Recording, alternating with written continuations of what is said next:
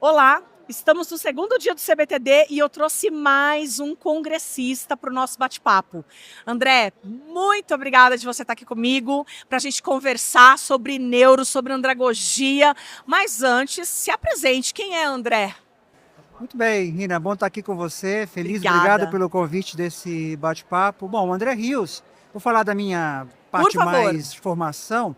Eu sou biólogo Aham, com formação em licenciatura, então a minha base é de educação. aham. Biólogo voltado para a Sim. educação. E construí minha carreira brevemente dando aulas de ciências e biologia e Uhum, depois ingressei na indústria farmacêutica. uhum. Fiquei por 30 anos e Nossa, pouco atuei, tempo de experiência, né, André? pouquinho, 30 anos, quase me 30. aposentei lá. E atuei em vendas, Aham, atuei em marketing, em recursos humanos aham. e os últimos 20 anos dedicados a treinamento e desenvolvimento. 20 anos 20 já? anos. Passa rápido a nossa carreira, né? Demais, né? E a gente olha para trás e não viu o quanto de trajetória a Aham. gente navegou, né? Sim. Bom, então, nesses 30 anos de carreira, eu Uhum. estudei, além da biologia, estudei marketing, Aham. estudei recursos humanos, Legal. estudei neurociência, que é daí, Aham. essa especialização foi que me despertou para buscar a Uhum. conexão entre aprendizagem, neurociência e andragogia. Legal. E hoje eu estudo tecnologias da inteligência, com Uhum. foco em inteligência artificial e o impacto que isso tem no cérebro. Que legal. Então, Bom, aí sou agora você eterno já abriu, estudante. agora você abriu para mim um leque maravilhoso. Mas a gente vai começar falando. Me fala da neurociência na andragogia, porque assim, a gente fala muito de pedagogia, das crianças, do desenvolvimento, mas na andragogia a gente sabe que é um pouco mais difícil ensinar quem às vezes já foi ensinado. Perfeito. Então me fala um pouquinho, qual que é esse foco da neuro? Bom, quando eu comecei a estudar Aham. neurociência, a pergunta que me inquietava Ah, era como nós aprendemos? ótima Como pergunta. o ser humano aprende, Ah, sob o ponto de vista cerebral?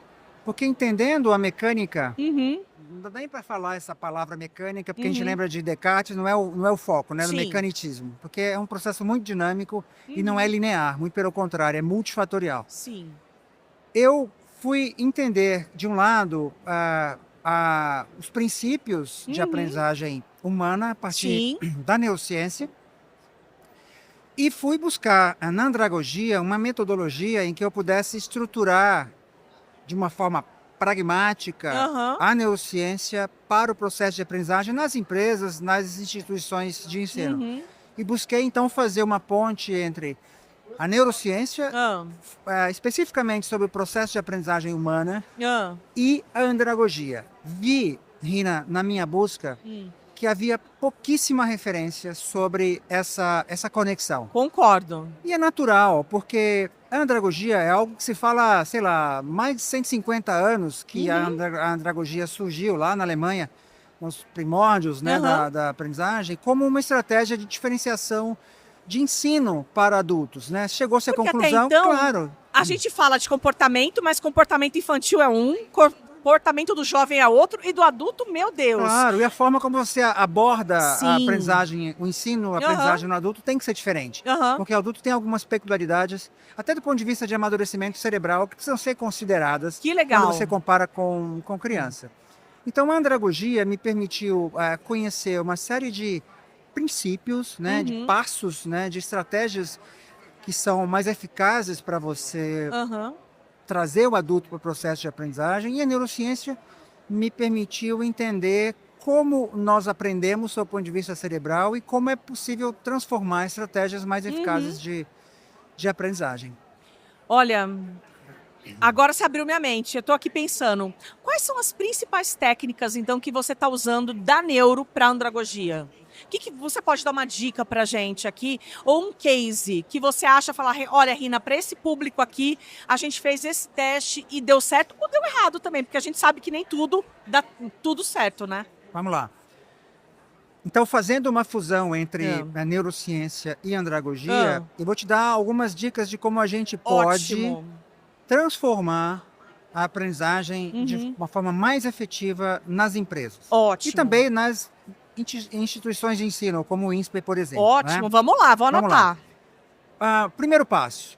É importante a gente preparar o Hum. aprendiz para o processo de aprendizagem. Ótimo. Preparar significa a gente reduzir a ansiedade do aprendiz, porque às vezes o aprendiz, seja um aluno ou seja um aprendiz corporativo, Aham, ele fica com expectativas, claro. com medos de como vai ser aquela aprendizagem, se ele vai ser Vou capaz ou de acompanhar, seguir, não vou acompanhar, é. tem os pré-requisitos ou não, se Aham. vou ser capaz de produzir o suficiente, e depois daqui, né, o que eu posso ganhar do ponto de vista de habilidades, competências Aham. que eu possa levar para a minha vida profissional. Então é importante você trabalhar esse primeiro momento antes da experiência acontecer. Ótimo. Então, Preparar. primeira dica, reduzir a ansiedade, deixando ele confortável e dando o encaminhamento do que ele vai ver.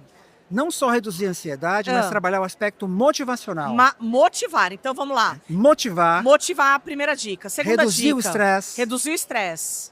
gerenciar expectativas Gerenciar a e expectativa.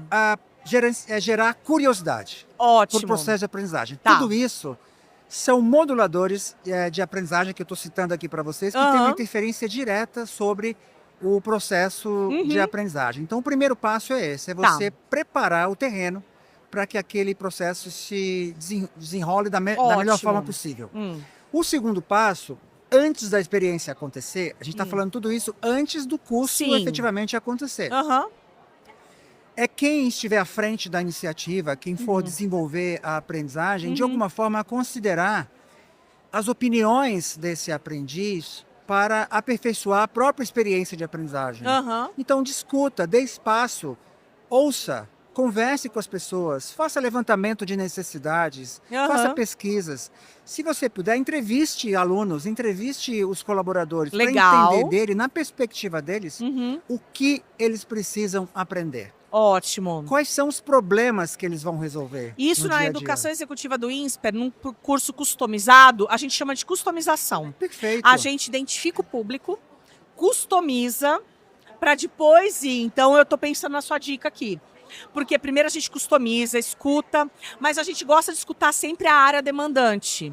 Porque geralmente quem compra é o RH. Mas e depois vem a área demandante. Mas a gente sempre gosta de escutar quem é que vai estar na sala, o que eles querem. Perfeito. E isso é muito legal. Perfeito, Então estou no caminho Rina, certo. Está no Vamos lá. caminho certo, porque qual é o grande equívoco que eu vejo às Sim. vezes de consultorias ou de escolas que vão fazer cursos em company, por exemplo? É escutar só a liderança. Não ou dá. escutar só o RH. Você precisa, Ele não sabe além onde tá a deles, dor. ele não sabe, porque não está no dia a dia da operação. Concordo. Então, a dor, os problemas, as dificuldades, as Aham. necessidades, você precisa ouvir de quem vai fazer a experiência. Legal. Porque daí você vai poder customizar a experiência da melhor forma possível para atender as necessidades de quem está lá na ponta, Ótimo. na linha de frente com o cliente. Aí a gente Então, essa é a dica. já consegue 50% do sucesso Sem do dúvida, curso, com sem certeza. dúvida. Com Ótimo. isso, você aumenta o engajamento das pessoas para o processo. Aham. Você dá senso de pertencimento, Ótimo. porque eles têm a sensação, e é verdade, de estarem contribuindo com o processo, na Legal. construção da experiência efetivamente. E você também motiva, percebe? Que a motivação está permeando todo o processo? Porque ele tem, acho que você falou a palavra certa, ele tem um pertencimento de estar ali dentro e que ele construiu junto. E aí você trabalha a expectativa dele de ver o que vai acontecer depois. Olha, eu falei, eu dei opinião, quero ver o que o INSPER vai trazer para mim de solução. Ótimo. Né? Essa é a proposta. Ótimo. Aham. A outra dica que eu dou para você, que está super embasada na neurociência e na pedagogia, é considere nas atividades de aprendizagem Aham. dos aprendizes o cabedal de um repertório que eles já trazem para a Ótimo. sala de aula. Então você precisa desenhar atividades e metodologias ativas que estimulem os aprendizes a compartilharem o seu conhecimento, a sua experiência de vida. Isso no INSPER a gente tem um nome. Aprendizado centrado no aluno, o famoso Perfeito. ACA. Todo professor, para entrar na nossa sala de aula, faz o ACA, Que é a base da andragogia. que a gente usa a taxonomia de Bloom. Perfeito. E isso é super importante, realmente. Maravilha. Porque a aula não é só do professor, a aula é do aluno. Então mais uma dica que eu tô check ali. A aula vamos lá. é de ambos e o conhecimento Sim. vai ser construído por essa interação, Exato. por essa interseção. Ótimo. Nunca sempre do professor Uhum. top-down, nem do aluno bottom-up, né? Exatamente. Bom, então considere a experiência, vivências e permita que o aluno possa compartilhar sua experiência em sala de aula. Ótimo. Você também vai trabalhar a motivação, Uhum. você também vai trabalhar o engajamento, o senso de pertencimento e principalmente você vai ajudar no gerenciamento das emoções. E vou ajudar a não ficar com o aluno no celular, na aula, no notebook, querendo trabalhar e não prestar atenção também no curso. Esse é um grande desafio, ou seja, Esse é o nosso maior desafio. das O escolas. cara tá na aula, tá não tá presente, trabalhando. reduzindo os distratores. Exatamente. Porque enquanto ele está trabalhando, ele não está aproveitando a aula. Não tá, ele não tá aprendendo. Não está aprendendo, porque para aprender você precisa ter atenção. Exato. E quando ele divide a atenção, no momento em que ele está na frente do computador respondendo um e-mail, Uhum. ou na frente do celular respondendo um WhatsApp, embora ele escute, Aham. aquela informação não é introduzida, internalizada de forma consciente. E é mais difícil de você relembrar, evocar a Com informação depois. certeza. Bom, considere Hum. uma outra dica.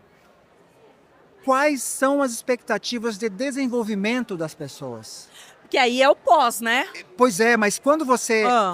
sabe o que as pessoas esperam, de como utilizar aquele aprendizado no seu dia a dia antes do curso acontecer, você pode introduzir ali atividades, Ótimo. dinâmicas, e você pode direcionar até o seu discurso, né, o seu conteúdo, Aham. para conectar o conteúdo, a experiência de sala de aula com a aplicabilidade no dia a dia dele, ou seja, como ele vai levar aquilo para a sua vida. Você está trabalhando a perspectiva desse Legal. aprendiz em levar para o dia a dia dele a aplicabilidade dele. Uhum. Uma outra consideração lá no começo, lembra que eu falei para você que você precisa ouvir o aprendiz? Ótimo. Ouvir suas dores, Sim. entender suas necessidades, entender seus problemas. É hora de você considerar isso nas experiências de aprendizagem.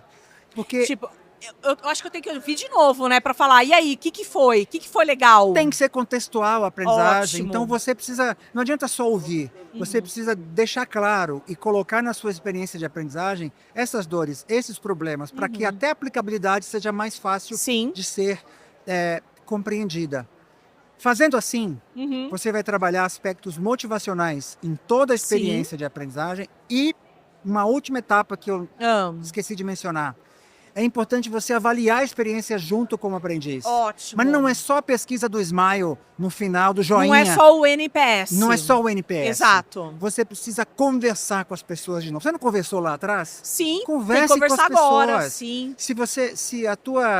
Se o budget da empresa permitir, o orçamento para a atividade, tente ver qual foi o impacto disso na realidade do aprendiz, on the job. Tentar medir um Medir. ROI. Mas eu acho que ROI é uma palavra feia, Esquece tá? ROI. Concordo com você. Esquece ROI. O que que foi ROI aplicado? A experiência, a expectativa. Isso. O que foi aplicado? Você pode construir instrumentos particulares para poder Sim. medir esse impacto. É isso que eu defendo. Mas se você, como aquela instituição que foi lá e fez aquela intervenção, o ideal, até para poder retroalimentar futuras rodadas do mesmo programa, reedições do mesmo programa, que você possa, junto com o aprendiz, junto com a área demandante, junto com a RH, avaliarem o impacto disso na realidade deles. Porque aí você trabalha o conhecimento de uma forma espiral, cada vez mais ampla. E você consegue literalmente fazer o desenvolvimento individual do seu colaborador. Exatamente. Porque cada um tem realmente a sua demanda e tem a sua necessidade.